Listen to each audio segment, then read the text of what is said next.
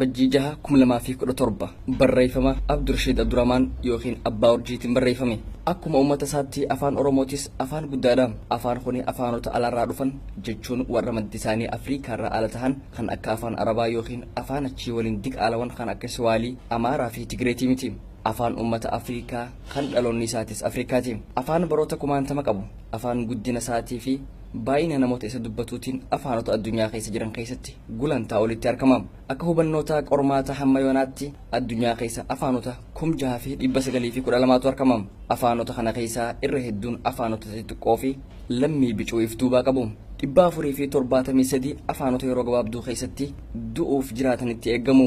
Ummata addunyaa biliyoona 7 kan irraa keessaa harki 87 yookiin dhibbeentaan 87 lammii afaanota 95ti. Harki 76 yookiin dhibbeentaa 76tu afaanota 50 irratti abbaadha. Afaanota kana keessaa baay'ina lammii isaatiin kan durummaa qabu Mandariin afaan Chaayinootaati. Afaan kuni lammii miliyoona 973 iftuubaa qabam. Isaan malees warra akka afaan lammadaatti isa beekan miliyoona 257 dhuunfatee jiram. Lakkoofsa saba Oromoo kan diinni dhawwaaqoon odoo hin taane haala dhugaa fakkaatuun yoo fudhatame afaan Oromoo baay'ina lammii isa falmataniitiin afaanota addunyaa keessaa gulantaa 24tti argama. Kuni lammii afaan Oromoo ifatti falmatan hawaasa garbaa kanneen dhidhima Keeniyaa qubatan irraa kaasee Garrii, Waataa fi Boorana biyya isaanii dabalate ilmaan raayyaa kanneen wayyaaneen afaan isaaniitiin adda baaftee tigiroomsuuf ijibbaataa jirtu walitti herreguun waan mirkanaawaati. Kana malees akkuma Mandariinitti afaan Oromootis firaa fi diina jidduu nafxanyoota kaleetii fi kan arraa yookiin tigiroota sharriif barachaa jiran waliin warra akka afaan lammadaatti isa beekan miliyoonota qaba. Afaanota hunda keessaa afaan jechootaan soorama afaan Ingiliziiti. Afaan kuni hamma yoonaatti jechoota if danda'an 171 fi 476 qaba jaamam. Afaan Ingilizii lammii isa falmatan miliyoona 372 fi kanneen akka afaan lammadaatti beekan miliyoona 610 qabam. Durooma isaa kanaaf bu'urri ergisaa jechoota kan afaan Laatiin kan baroota 400 caalaaf afaan isaa gabroomsee fi afaanota saboota ifii gabroomsee fi itti dhiyaate irraa fudhate. Sanirraan biyya dhaloota isaa Ingiliz malees biyyoota 67 keessatti akka afaan mootummaatti heeraan fudhatamee waan tajaajilitti kennamaa jiruufi. Akka Ingilizillee ta'uu baatu afaan Oromootis afaan dureessa. Baay'ina jechoota isaa himuun ammaaf rakkisaa ta'ullee haala qabatamaa isaarraa durummaa isaa ibsuun nama hin dhibu. Lammiin afaan Oromoo kan lafa bal'oo gammoojjii fi baddaa dhuunfatte keessa dhangala'ee alloolaa, tiifannaa fi qonnaan jireenya isaa baroota kumaantamaaf gaggeeffachaas ga'e. Hojuum isaa mukaa citaa fi bineeyyii qabu hundaaf jechoota qabaaf. Sanirraan haroo xaanaa tan qubsumaan garbaarraa kaasee hamma raayyaatti diida waaleetirraa hamma matakkalitti yoo iyyaaffatame wanni tokko kan jechoota adda addaatiin ibsamu hedduudha. Kuni durooma afaan Oromootiif ragaadha. San malees afoolli afaan Oromoo mammaaksi qofti himamee hin dhumu. Kanarratti ollummaa hawaasa biraatiin wal seenuu fi sababa amantiitiin jechoonni afaan Oromoo fudhatee ittiin if gabbise hedduudha. Afaan kuni bara 1887 gaafa uummanni Oromiyaa guututti gabrummaa Minilik jalatti hofan irraa kaasee akkuma uummata isaatti afaan hacuuccaa hongee hin qabne jala seene.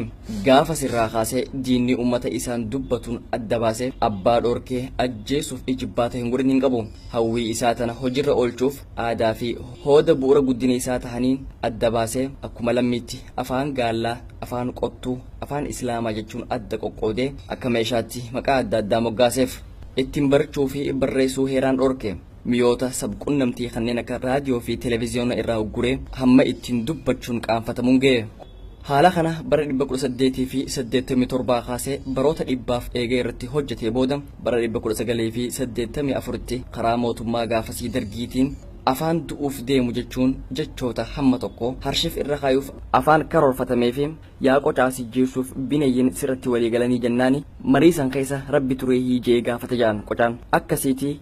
Akkuma qocaan diina isaarraa dahoo horette afaan Oromootis sabboontota akka Sheekh Bakrii Saphalootii fi wal aansoo qabsoo bilisummaa waaqni ergee fi bayyanachuutti seene. Afaan Oromoo du'a jalaa bahee dagaagutti seenuun Itoophiyaa fi warra isiitti amananiif dhukkuba sammuu tahaa dhufe. Taabonni diinaa mana qubeen jirtu hin seenu hamma joota kadallane.